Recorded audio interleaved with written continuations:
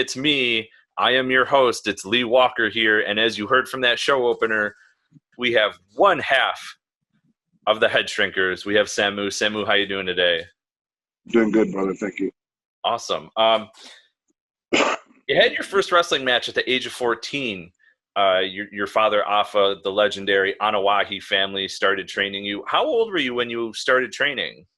No, I started training about 14, 15, Okay. once, but I got really, really serious right around 16 when I decided to go live with my dad and leave California. And I seen that check he made with Bob Backlund in Madison Square Garden. I knew that's what I wanted to do after that. Well, you got that opportunity because 1983, your uncle Sika was out on injury, and you actually filled in while they were the tag team champions. So what was it like, right off the bat, so early on in your career, just to jump right in and start defending a WWF tag team belt? It was surreal. I mean, it was not just my dream, but a lot of people's dream, even today, to be able to get up to that height of the business. And, it was kind of a thing where Sika broke his hip and he couldn't participate anymore. So they were going to try to get another Samoan in there. My dad didn't want to just, it wasn't just a partner. It was his brother they were talking about. So he didn't really want to tag with anybody unless it was me or Captain Lou Albano at the time. And, Captain, he was up there in age, so he made the loop once, but, he couldn't do too much after that. And Andre had put in a good word for me, and I got lucky enough to get a chance to step in there, and the rest of it was on-the-job training, so to speak. Well, that's incredible. And you talked about seeing your father's check with facing Bob Backlund. At the age of 21, you got a shot at the WWF Heavyweight Championship against Bob Backlund. So at that young of an age, what was that experience like?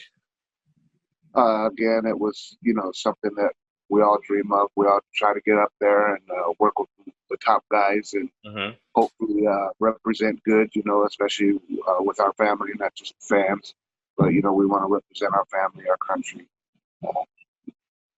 And of course the fans who know us. Yeah. Now how did it? Oh, that's incredible.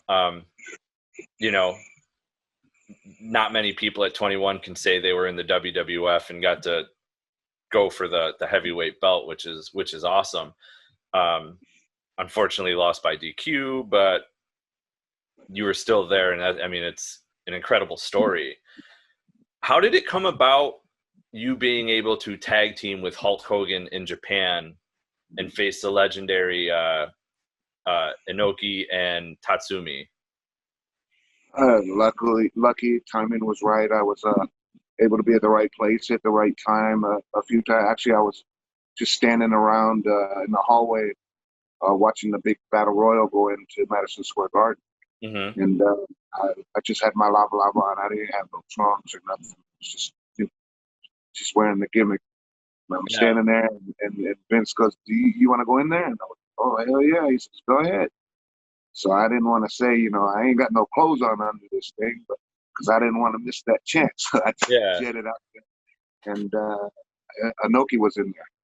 So he ended up winning the thing. I ended up almost putting his eye out in there. I felt really bad about that.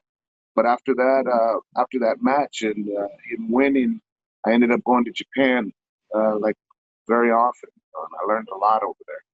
And the IWGP tournament at that time was a tag team tournament, and representing from Madison Square Garden was Hulk Hogan and myself. And it was awesome. The tour didn't last too long. Hogan had to leave, but at the same time, it was awesome to be able to have this a week or so tagging up with them over there. Yeah.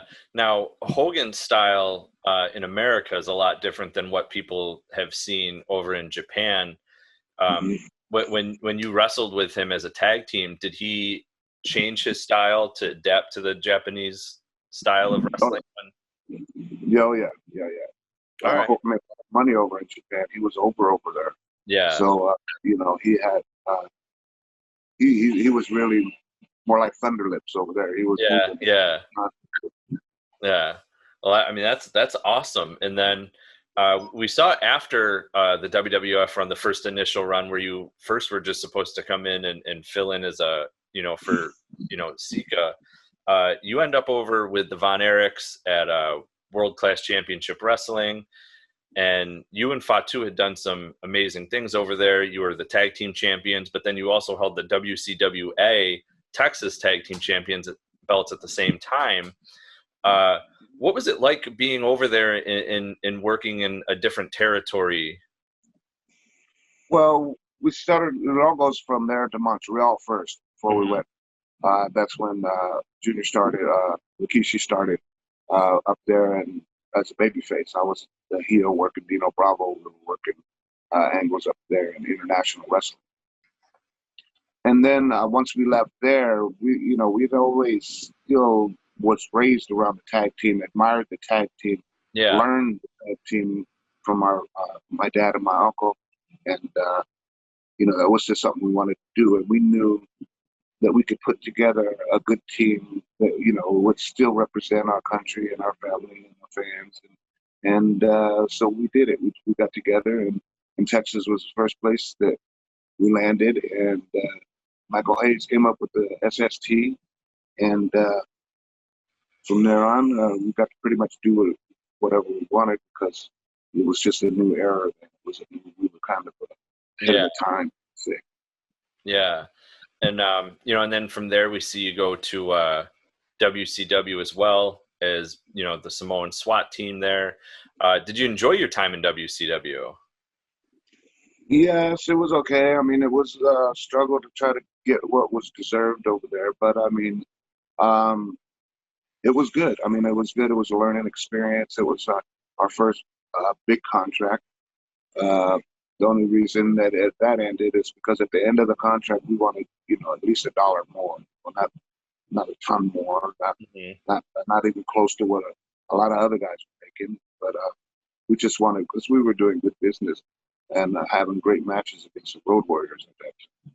So it was us and Paulie and Road Warriors and Eller, and of course, it was a no-brainer. I mean, our sizes together, the cage matches along. It was worth that $1 more I was asking for. Yeah. Totally understandable.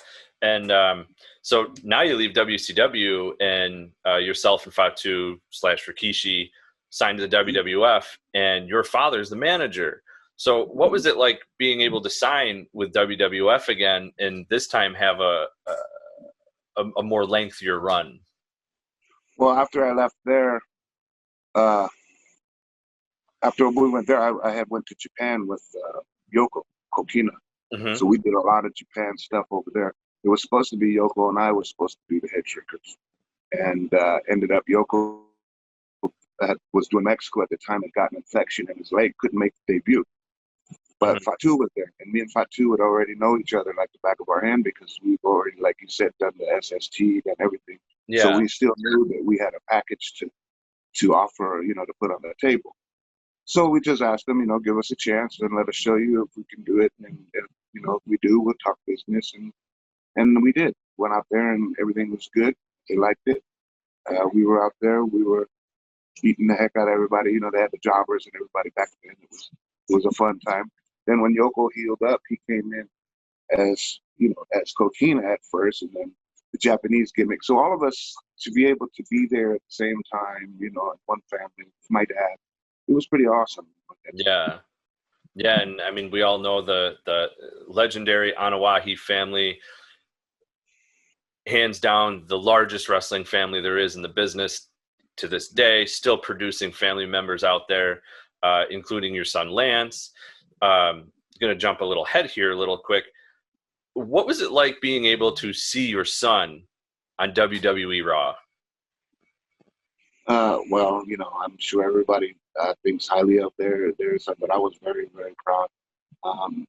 First, because he wanted, like me, to be like his father and go out there with his own style, his own flavor, yet still doing the same thing as representing the family and where we come from. And there's no prouder moment, and I got to tag with him on numerous occasions. So, I feel complete. I feel I went full circle in this business. So I'm really proud of him and his accomplishments. And I look forward to him fulfilling his dreams if he still continues to want to do that. Awesome. Coming back, the 26th of April, the Head Shrinkers defeat the Quebecers for the tag team belts. What was that day like for you and Fatu? It was awesome. I mean, that was all that we were fighting for, just to show that we could fight and hold a position. Not only that, while we were doing that, show that we were championship material, and we felt that we could do it, and we told them that, and so they gave us the shot, and we did good. I didn't like too much that we were babyface after that, but yeah. At the same, I feel that we were more dominant and killer heels instead of rubbing elbows and kissing babies. Yeah. And it's funny you say that because, as the Wild Samoans, they were also heels, but they also had Captain Lou Albano as their manager. Right. Yourself and Fatu at this time also had Captain Lou as your manager. So what was it like to, have a manager like that stay within the family? It was awesome. It was to have it felt so much special, more special. Mm-hmm. Him being able to be part of that, and us being able, it kind of like intertwined us kind of with history. We knew down the road today that was going to be, a standout moment in our careers. I thought it was awesome to have him there. Again, I didn't like the babyface part, but yeah, it was good to have him. I know Captain since I was young, and it was good to be able to, to make it up there and be with, his stable. Yeah. Now, yourself and Fatu, you held the belts for a while, and it was August, I believe, that you dropped the belts to HBK and Diesel, but it was on a non-televised event. Was there any reason why it was, a non-televised event? And it was kind of like abrupt because WWF at the time was actually advertising the Head Shrinkers to face Money Inc., which was going to be IRS and Bam Bam. Mm-hmm. And then there was a lot of things that I felt that we deserved, that we worked hard for. And again, like when I didn't get what we were asking for, which was just what a lot of other people were getting, then I would rebel a lot. I would go off and just whatever, just do my own thing. Finally, it came up. Enough was enough, and I decided that, I didn't want to take away from the team that was there, cost anybody any work. I just wanted to, back out. Yeah. So then after we see Rikishi, Fatu in sort of like you guys were known as like the Samoan Gangster Party type deal that was kind of started in WWF, and he was doing like all these, positive outward messages to kids and things like that. What was the reason for WWF taking the Head Shrinkers and then putting them in this sort of role? I'm not sure we came up with the Samoan Gangster Party because the Gangster Party name itself was once we moved to ECW. Yeah. But when we were still with WWF, that was supposed to try to start a group, I guess similar to, I don't know. I don't know, just started a little clique there. Yeah, it kind of had a man on a mission feel. Yeah, a little bit, but more dangerous. Yeah. Man on the Mission was funny. We were more New Jack City. Yeah. I thought it was going to go good. I think that they got tired maybe of they were going down with the Make a Difference thing. Of course, that's why they wanted us to try to see what was on the table, try to get him with us. But it didn't work out. I didn't liked the way that it was moving, and again, I left, and then I went to ECW. Yeah, and then you went to ECW, and then that's when the Samoan Gangster Party really took off. Did you enjoy your time in ECW? And at this time, we're starting to see the transition from it being Eastern Championship Wrestling to Extreme Championship Wrestling. Did Paul Lee ever ask you to take chair shots or go the extreme route in your career? No, he didn't have to. That was our gimmick in the first place. So it was Yeah. kind of, we were already hardcore before there was hardcore. It was fun. I mean, it was not too much wrestling skills involved. It was more, cans and canes and crutches and handcuffs. But it was right down our alley. We don't really care. Paul was a good guy. Always got along with Paul. All right.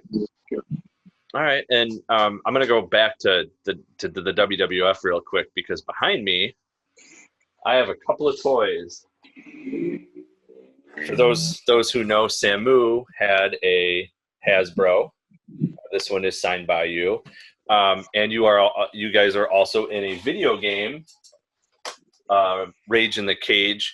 So how did the action figure? Did WWF tell you how about the action figure or anything, or how did it work with getting you in a video game and stuff too? Well, we took still photos and a bunch of stuff, so we knew that it was coming out. But I wish I hung around to have more stuff made. Yeah. But at the same time, it's pretty cool to, being a young kid coming up and in the business, and hoping one day that would happen and things fall into place. And I was blessed to be able to be on one of those. Yeah, and like I said, I've got mine up here. They're both signed, and you also got to be in a video game, which is really cool. Did you ever play the video game at all, or see? No, we didn't have time in those days. Yeah. And then by the time I get out of the business, it's already, that game was old. Yeah. My kids liked it though. Yeah. 2007, you get to induct your father and uncle, the Wild Samoans, into the WWE Hall of Fame. Mm-hmm. What was that weekend and what was that day like for you? But also, what was it like for the Anoa'i family? Oh, it was awesome. I mean, for me and Matt, we're both the oldest son of Sika. I'm the oldest on my dad's side, and us to be able to induct our parents into the Hall of Fame. What can you say? It was honor to be able to do it. It was not so easy to be able to be the one, because a lot of people wanted to induct them because they have so many good things to say, and we were just hoping that we would represent and make our parents get what they deserve that day. Mm-hmm. A lifetime of hard work and blood, sweat, and tears. Yeah, wanted them to have the best of everything that day. For them and for our people, it was a great celebration. Yeah, and it was. I remember watching it live, on TV, because they had them on there. Surreal experience, and it was now we've seen other members of the Anoa'i family be inducted, and I myself would like to actually see as a whole that the whole Anoa'i family inducted. Do you ever think that there could be a separate wing to the WWE Hall of Fame where they induct whole families? Like there's the Anoa'is, the Flairs, the Von Erichs, the Hortons. I never thought about it like that, but that would be awesome. That would be nice. Because there's third generations now, and even with the Anoa'is, we're getting up there to where we're seeing fourth generations coming up almost, getting ready and everything. I just think it would be something nice to see, families have their own wing almost. Mm-hmm. Because that'd be awesome. Because we have all dedicated our life to the business, whether yes, we know it or not. I mean, it is a lifetime thing. Yeah. Now, last summer, the family promotion WXW C4 held a fundraiser for you. have stage 4 liver cancer, in which WWE supported the event, brought talent in from like Samoa Joe, Michael Hayes. You also had friends like Tommy Dreamer and Gene Snitsky at the event as well. What did it mean for you, for the WWE, to do something like that? Because they don't do that, like things like that, when it comes to everyone that came they wanted to come. Mm-hmm. We really didn't have to ask anyone. They wanted to come. We blessed that WWE let them. Yeah. And that's the thing that that really touched me. Not only them letting them come, but those guys wanting to come on their own. Mm-hmm. So many people showed up that day. They didn't have much time in their schedule, but they stopped by, even if it was only for a couple hours. It really meant a lot to me. It was very emotional. But hey, I'm here today. Got that liver. Yes. And, I can't thank them enough. Yeah. And how is your health currently now? Good. I'm getting fat now because of this COVID. I'm stuck in the house. But I try to keep busy doing the stuff in the yard, breaking stuff around the house. But, awesome. Yeah, I'm doing a lot better. It'll Great. be a year coming September. And that's honestly, it's a great thing to hear. I'm happy that you're doing well and everything. And I keep in contact with Lloyd quite a bit. I'm friends with him and stuff, and his son. His son and I sometimes play like Call of Duty or Fortnite together on Xbox and stuff. So I'm glad you're doing well. I'm glad the family's doing well. With COVID and everything now, with WXW C4 in Pennsylvania, primarily is where the shows run out of. Has anything loosened up for Pennsylvania where shows can maybe possibly start or anything like that? Outdoor free shows, you don't have to file them with the state. Anything running with the state so far is still, you have to have the distancing, only 25 people. So it's not really worth, going into the hall. Yeah. We're trying to work out something where we do like an afternoon matinee drive-in movie type of thing, where we put all the cars in the parking lot, separate the parking spots, and let them come in. Just yeah, probably no charge, even just to show our fans that we haven't forgotten them. We're still here, and working on and hoping that we all can get through this together. Great. And because I'd love to see shows come back, but with COVID, we're all just trying to get through it together. And one thing I noticed is you are rocking one of my favorite shirts. It's actually over on my table right now, the Oos Club shirt. Where can fans find the merchandise?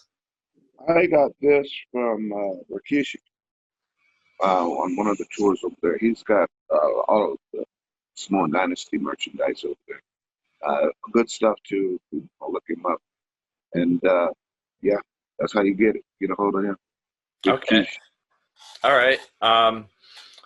Where can fans find you if you're on social media or anything? I'm on Facebook, Samu Anoa'i on Facebook, WXW C4 on Facebook. It's a little, well, during the COVID, we don't have no footage for our TV, but we still have a weekly TV show. And we're just showing all reruns, old stuff until we figure out what we're going to do with the COVID. I see a lot of empty buildings type stuff. We have a school, of course. So we might try to venture into a little bit of something like that. But then we need everyone safe first. We want to make sure everybody's good before we try to put anybody out there anymore. Okay. All right. Samu, I'd like to thank you for taking the time to speak with me today. Awesome experience. Hope I can have you on again. For the fans out there listening, you want to just give them a shout out to them or anything like that, or any messages? I just appreciate all the fans and all their support over the years. It's been a lot of years. not with just me, but my father and everybody else. And now my son's coming. So our heart's still with everybody out there. I hope everybody stays safe. Wear your mask, keep your distance in until everybody's safe. And let's kick this thing in the ass. Awesome. Thank you.